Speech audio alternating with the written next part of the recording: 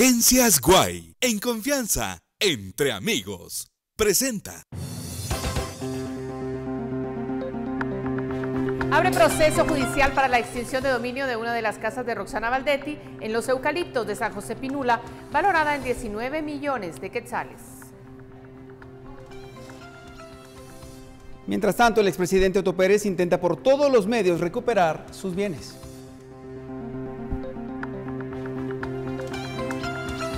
El presidente Jimmy Morales presentará iniciativa de ley de reformas electorales que había ignorado el Congreso.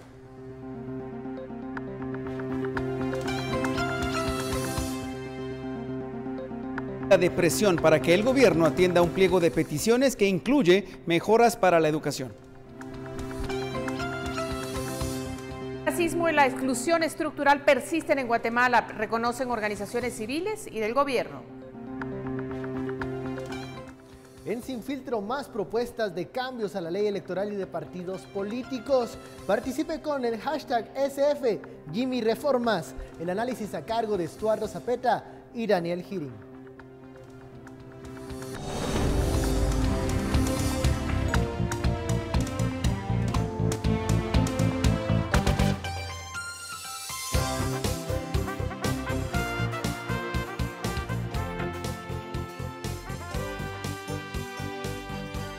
Esta es la emisión estelar de Noticiero Guatevisión, con María Luisa Gómez y Alejandro Vidal.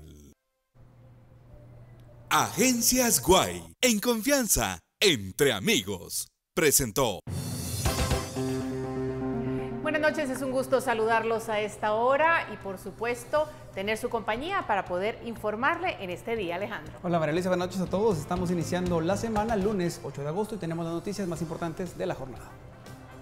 Universales, si vas seguro, estás tranquilo. Presenta. Iniciamos con importante información. El juzgado de extinción de dominio inició el proceso judicial para la extinción de la residencia donde vivía Roxana Baldetti en Los Eucaliptos, ubicada en San José Pinula. Esta residencia está valorada en 19 millones de quetzales y nadie la reclama. Ahora la próxima cita será el 16 de agosto. Anteriormente, el Ministerio Público solicitó de manera formal el proceso de extinción de la casa en la que vivía la ex vicepresidenta Roxana Baldetti, ubicada en residencial en Los Eucaliptos, San José Pinula, y ahora nadie la reclama. Hace constar que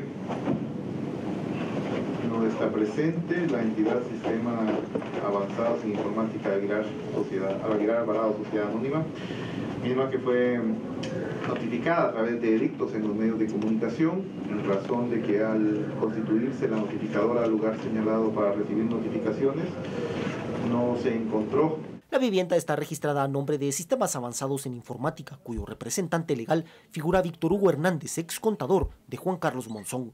Sobre la existencia del aumento patrimonial personal de Ingrid Roxana Baldetti Elías con recursos provenientes de actividades ilícitas o delictivas o en su caso carentes de justificación alguna y quien ostentaba el cargo de vicepresidenta de la República de Guatemala. La audiencia fue declarada en rebeldía y el juez ordenó a un abogado de la Defensa Pública Penal para representar a la residencia que nadie reclama y poder continuar con el juicio de extinción. La continuidad de esta diligencia se programó para el 16 de agosto, mientras el ente investigador actúa con el fin de que la propiedad cuyo valor supera los 19 billones de quetzales pase a manos del Estado. Por una Guatemala Paz, Cristian Martínez y Daniel Ramírez. El expresidente Otto Pérez Molina agota todas las instancias para recuperar sus bienes que mantienen medidas cautelares. Frente a magistrados de la Cámara Penal, Pérez Molina abogó por sus bienes. En una vista pública ante la Cámara Penal de la Corte Suprema de Justicia, el expresidente Otto Pérez Molina pidió revertir el fallo del juez de extinción de decretar medidas cautelares e iniciar el proceso de extinción sobre la mayoría de sus bienes. En su interlocución, el general, que un día fue investido con la más alta magistratura, dijo que se deben respetar los derechos y no abusar de la ley de extinción de dominio. Subrayó que en su caso pidió información que no le fue entregada. El proceso que se ha dado en el tema de extinción de dominio ha habido una violación primero al derecho de defensa, ha habido también una violación al debido proceso. Igualmente, creo, y ese es el sentir nuestro, que la tutela judicial efectiva también se ha violado, igualmente la publicidad de los actos administrativos y la jerarquía constitucional. Juan Francisco Villanueva, representante del Ministerio Público, expuso que el amparo presentado carece de fundamento jurídico y que se pretende sorprender a la Cámara Penal. Entre los bienes con medida cautelar sobresalen cuentas bancarias, la finca ubicada en Zaragoza, Chimaltenango, un helicóptero y lanchas, así como investigar más propiedades y una finca en Boca Ancha, Los Amates y Zabal. El MP busca establecer la manera que el expresidente adquirió los bienes. Esto es por el debido proceso, o sea, no es un caso concreto, no es un caso específico.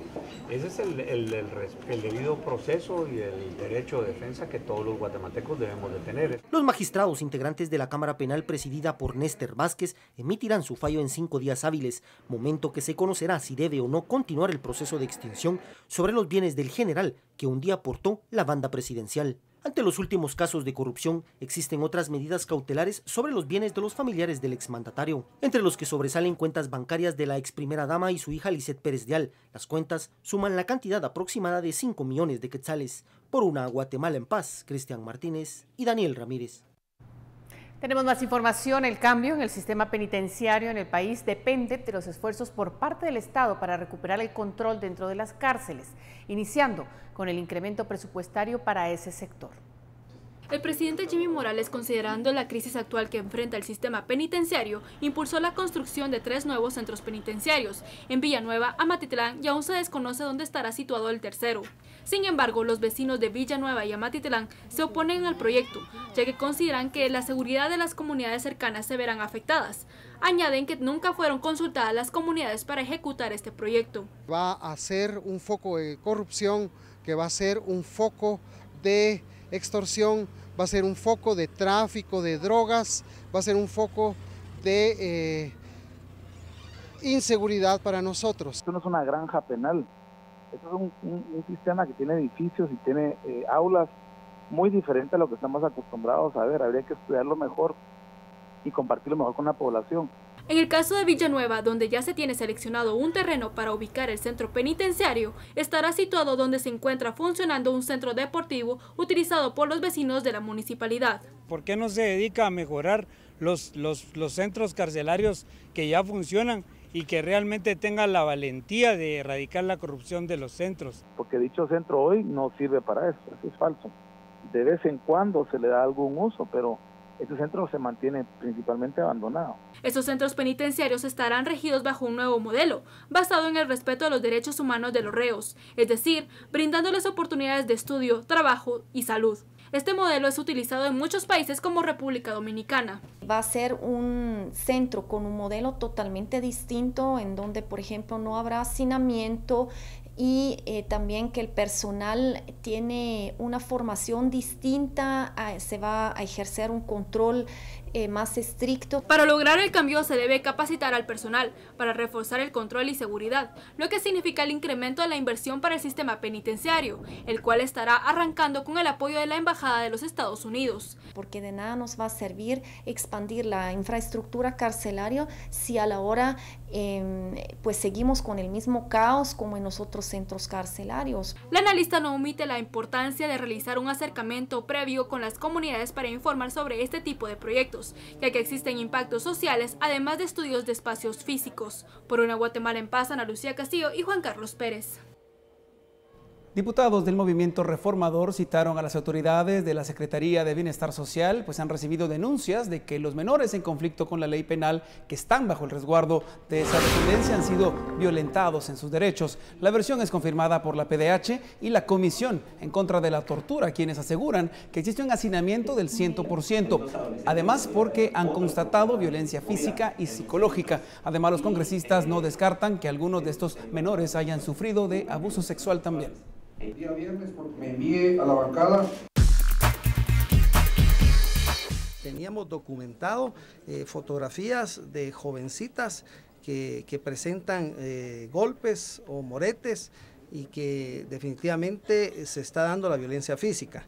De igual manera, la violencia psicológica, cuando, por ejemplo, no se les entrega los alimentos en la hora que les corresponde, sino 3 horas después, ya fría, y esto pues definitivamente les causa problemas, les irrita, y al no tener, digamos, un tiempo libre suficiente para hacer sus actividades, entonces eso le estresa y por lo mismo, digamos, son jóvenes que mantienen mucha ira. Universales, si vas seguro, estás tranquilo. Presentó.